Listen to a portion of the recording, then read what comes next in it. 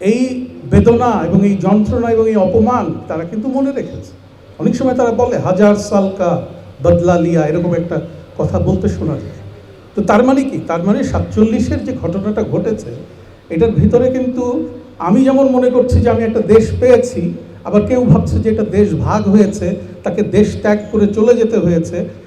তার যে প্রায় 100 বছর বা 150 বছরের যে প্রাধান্য ছিল, যে আধিপত্য ছিল, সেটা সে হারিয়েছে। সো এই লসটাও কিন্তু আমাদের মনে রাখতে হবে। একদিকে আমরা এটাকে আজাদি বলছি আমাদের দিক থেকে, কিন্তু আরেকজনের জন্য কিন্তু এটা আজাদি না, তার জন্য এটা লস, তার জন্য এটা ভাগ, এটা হারানো, এটা বেদনা, এটা যন্ত্রণা, এটা অপমান। সেটা কিন্তু 1-2 দিনে এই ঘা শুকায় না, সেই ঘা কিন্তু রয়ে গেছে, এবং রয়ে গেছে বলে আমরা আজও তার নানান রকমের প্রকাশ দেখতে পাচ্ছি। তো এইভাবেই আমি ইতিহাসের দিকে তাকাতে চাই। এইখানে যে প্রস্তাবটা আমরা দেখলাম, আজকের আলোচনার যে বিষয়বস্তু, 47, ওটাকে দেশভাগ বলা হচ্ছে একদিকে, আবার পাশেই বলা হচ্ছে যে এটা আজাদি। একটু এখানে প্রস্তাবনাটা মোটামুটি এভাবেই দেওয়া হয়েছে যে এটা কি দেশভাগ না আজাদি, মানে এক ধরনের বাইনারি আকারে। তো আমি মনে করি যে আমরা এটাকে বাইনারি না করে আমরা এটাকে কিন্তু অনেক সময় একই সাথে প্যারালেল আকারেও নিতে পারি। মানে আমরা সবসময় সব কিছুকে যে বাইনারি করে ফেলবো সেটা না করে যদি প্যারালেল করি তাহলে হয়তো অনেকটা সুবিধা হয়। কারণ কোনো জিনিসই খুব একটা যে মনোলিথিকভাবে সবাই আমরা দেখি তা কিন্তু না। এটা হচ্ছে আমার একটা প্রথম কথা about the subject matter today. এরপরে আমি যদি একটু কথা বলতে যাই যে বাংলাদেশের ইতিহাস বিখ্যার মধ্যে 1947টা কেন গায়েব করে দেওয়া হলো, এটা আমাদের একটু প্রথমে ব্রেকডাউন করে দেখা দরকার।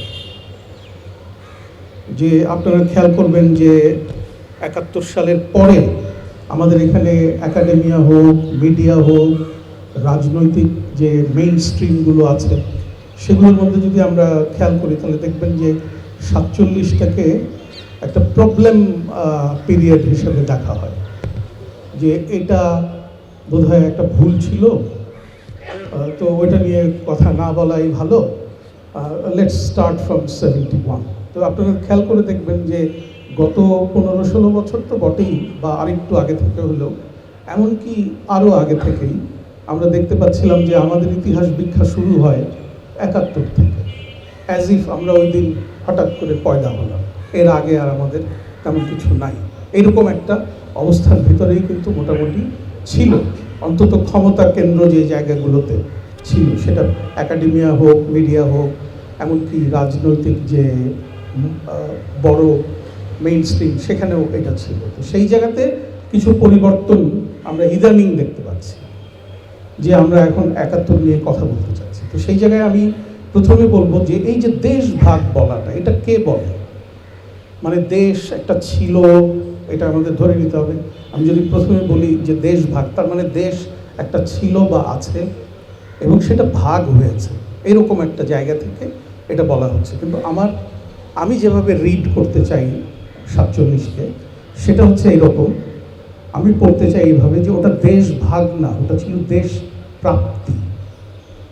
এখানে কিন্তু একটা বড় ডিফারেন্স। তাহলে দেশ ভাগ কোন দিক থেকে বলা হয়েছে? এটা বলা হয়েছে যে সেই সময়ের যে জমিদারি ব্যবস্থাটা ছিল ব্রিটিশ শাসনের অধীনে, তারা যে দীর্ঘদিন, একটু আগে আমার আগের বক্তা বলেছেন 1793 সাল থেকে চিরস্থায়ী বন্দোবস্তের কথা, তার ভিতর দিয়ে একটা রাজনৈতিক পরিবর্তন তো 1757 সালে হয়েছিল, কিন্তু তারপরে 1793 সালে যখন চিরস্থায়ী বন্দোবস্তের ভেতর দিয়ে একটা আর্থসামাজিক ব্যবস্থা এখানে গেড়ে বসলো, সেইটার মাধ্যমে কিন্তু দেশ হাতছাড়া হয়ে গেছিল। তাহলে 47টাকে আমরা দেখব যে এই পূর্ব বাংলার সেই যে কৃষক যে জমি হারিয়েছিল 1793 সালে, সেই কৃষক যার খাজনা দিয়ে জমিদাররা সেই খাজনা উঠিয়ে কলকাতা শহর বা নগরকে গড়ে তুলছে, সেই কৃষকের দিক থেকে যদি আমি দেখি তাহলে কিন্তু আমাকে বলতে হবে যে এটা দেশ প্রাপ্তি। হয়তো বা খুব ছোট আকারে আমরা পেয়েছি, আমরা হয়তো একটু বড় করে চিন্তা করেছিলাম যে আমার আগে যে পিএইচডি গবেষক তিনি বলেছেন যে একটা ব্যবস্থা করার চেষ্টা হয়েছিল যে মুসলিম অধ্যুষিত যে রাজ্যগুলো বা প্রদেশগুলো সেগুলোর আলাদাভাবে একটা ফেডারেশনের মধ্যে সেগুলো এবং হিন্দু অধ্যুষিত যেগুলো সেগুলোকে কেন্দ্র করে একটা ফেডারেল গভর্নমেন্ট করা যায় কি না, এই চেষ্টা কিন্তু হয়েছিল, কিন্তু সেই চেষ্টা সফল হয় নাই। কেন সফল হয় নাই সেটা লম্বা আলাপ, আমি সেদিকে যাব না। ওটা হয়নি, ফলে যেটা হয়েছিল 47-এ সেটা হচ্ছে যে আমরা একটা মথ ইটেন ম্যাপ পেয়েছি, পোকায় খাওয়া, যেটা আমরা পুরোটা আশা করেছিলাম সেটা হয়নি। কেটে কুটে ছেটে ছুটে আমাদেরকে একটা জায়গা দেওয়া হয়েছে, কিন্তু তারপরেও আমি বলবো ওটা একটা ব্রিজ হেড, ওটা আমাদের একটা ব্রিদিং স্পেস, আমাদের একটা দম নেওয়ার একটা জায়গা অন্তত আমরা পেয়েছিলাম। সেটা আমি সেই জন্যই বলতে চাচ্ছি যে এটা দেশ ভাগ নয়, কারণ আমার তো দেশই ছিল না, তাহলে ভাগ হবে কোথা থেকে? আমার দেশ তো হলো ওই সময়, তাহলে এটা হচ্ছে দেশ প্রাপ্তি। এটা হচ্ছে আমার আজকের আলোচনার প্রস্তাবনার প্রেক্ষিতে আমার একটা নিজস্ব ধারণা। এই জিনিসটা হলো কেন, এটা যদি আমরা চিন্তা করি যে আমরা একটা দেশ মাত্র পেলাম কেটে কুটে ছেটে ছুটে একটা, এবং আমরা আমাদের থেকে দূরের একটু পশ্চিম দিকে আর একটা ইয়ের সঙ্গে একটা জাতি গোষ্ঠীর সঙ্গে আমরা একটু মিলেমিশে থাকার জন্য একটা চেষ্টা করলাম, সেটাও হলো না। সেটাও দেখা গেল যে 71 সালে এসে ওটা আমরা বিভিন্ন কারণে, নিজেদের অন্তর্গত দ্বন্দ্বের কারণে যেমন, পাশাপাশি আমাদের যে যারা দেশ ভাগ বলে মনে করে তাদের কিন্তু ওই দেশ ভাগের বেদনাটা আমাদের কিন্তু বুঝতে হবে। The stigma and the trauma of losing their hegemony and power over our community, এই যে ব্যাপারটা, এটা যদি আমরা মনে না রাখি, এই স্টিগমা কিন্তু তারা মনে রেখেছে, এই বেদনা এবং এই যন্ত্রণা এবং এই অপমান তারা কিন্তু মনে রেখেছে। অনেক সময় তারা বলে 1000 সাল কা বদলা লিয়া, এরকম একটা কথা বলতে শোনা যায়।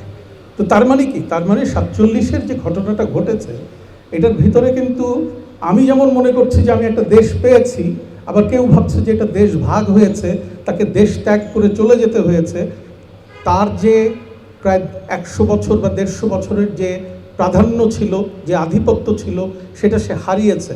সো এই লসটাও কিন্তু আমাদের মনে রাখতে হবে।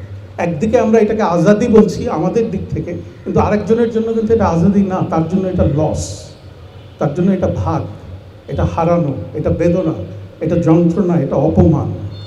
সেটা কিন্তু 1-2 দিনে এই ঘা শুকায় না, সেই ঘা কিন্তু রয়ে গেছে, এবং রয়ে গেছে বলে আমরা আজও তার নানান রকমের প্রকাশ দেখতে পাচ্ছি। তো এইভাবেই আমি ইতিহাসের দিকে তাকাতে চাই। আমি পূর্ব বাংলার মুসলমান কৃষকের দিক থেকে আমি ইতিহাসের দিকে তাকাই, তাহলে আমাকে দেখতে হবে যে এখানে আমরা একই সঙ্গে বিভিন্ন সম্প্রদায় ছিলাম, কিন্তু কেন থাকতে পারলাম না একসাথে? আমরা কেন থাকতে পারলাম না? সেটা দায় এটা কার, এটাও কিন্তু আমাকে দেখতে হবে। তো আমি এই দায়টাকে আমি ঠিক হিন্দু মুসলিম বা ইসলাম হিন্দুইজম এইভাবে আমি দেখতে চাই না। সেটার একটা ভূমিকা হয়তো থাকতে পারে, কিন্তু তার চাইতেও আমি বেশি যেখান থেকে দেখতে চাই সেটা হচ্ছে যে ডিগনিটির প্রশ্ন। আমাকে প্রথম দেখতে হবে যে এই যে বঙ্গ, যে বদ্বীপের কথা একটু আগে আমাদের সহ বক্তা কিছুক্ষণ আগে বলেছেন, যে এই যে বঙ্গীয় বদ্বীপ, এই বদ্বীপের যে প্রান্তিক জনগোষ্ঠী, এই জনগোষ্ঠী কিভাবে ইসলামের সঙ্গে সম্পর্কিত হলো, সেই ইতিহাসটা যদি আমরা প্রথমে একটু বিবেচনা করি তাহলে কিন্তু আমাদের বুঝতে সুবিধা হবে। এটা হচ্ছে কি যে আপনি তো এখানে ছিলেন এবং একটা ইন্ডিক সিভিলাইজেশনের মধ্যে আপনি আছেন, তো আপনাকে কেন ইন্ডিক সিভিলাইজেশনের বাইরে থেকে আসা একটা ধর্মীয় সাংস্কৃতিক জিনিসকে গ্রহণ করতে হলো? কেন গ্রহণ করতে হলো? এটা কিন্তু একটা মৌলিক প্রশ্ন। এই প্রশ্ন যদি আমরা না বুঝি তাহলে পরবর্তী কোনো ইতিহাসই আমরা ঠিক মতো বুঝবো না। তো এটা বুঝতে গেলে আমরা দেখতে পাই কি যে কিছু বর্ণনা আছে যে ইতিহাস তত্ত্বের কথা ফয়সাল বলেছে এর আগে, তো সেইখানে আমরা ইটন মানে রিচার্ড ইটনের যে বয়ানটা পাই, সেই বয়ানটার মধ্যে যেমন একটা ভালো দিক আছে আবার একটা খারাপ দিকও আছে। ভালো দিকটা হলো এই যে উনি দেখিয়েছেন যে এটা ঠিক ধর্মান্তরের বিষয় ছিল না পুরাটা, এর মধ্যে একটা সামাজিক গঠনের বিষয় ছিল, একটা সভ্যতা গঠনের বিষয় ছিল। আপনি দেখবেন যে সুফিরা এসেছিল মোগল যুগের দিকে, তখন আমাদের এখানে পূর্ববঙ্গে নদীগুলো শিফট করতেছে, পশ্চিম থেকে ক্রমাগত পূর্বের দিকে নদীগুলো চলে আসতেছে। সেই নদীর পাড়ে তারা বসতি স্থাপন করলো, জঙ্গল পরিষ্কার করলো, মানুষজনকে নিয়ে আসলো, তাদেরকে দিয়ে কৃষিকাজ শুরু করলো, গ্রাম তৈরি হলো, শহর তৈরি হলো, মসজিদ তৈরি করলো। এইভাবে কিন্তু এইখানে ঘটনাটা ঘটেছে। এটা ঠিক তরবারি দিয়ে যে তারা এই কাজটা করেছে তা কিন্তু না, এবং ওটা যদি তরবারি দিয়ে হতো তাহলে কিন্তু এত ইম্প্যাক্টফুল এবং এত লং টার্ম এফেক্ট হতো না। এটা তারা সামাজিক সভ্যতাগত একটা বিনির্মাণ আকারে তারা করেছে। changeTV.press, এক ফোঁটা হলুদও নেই।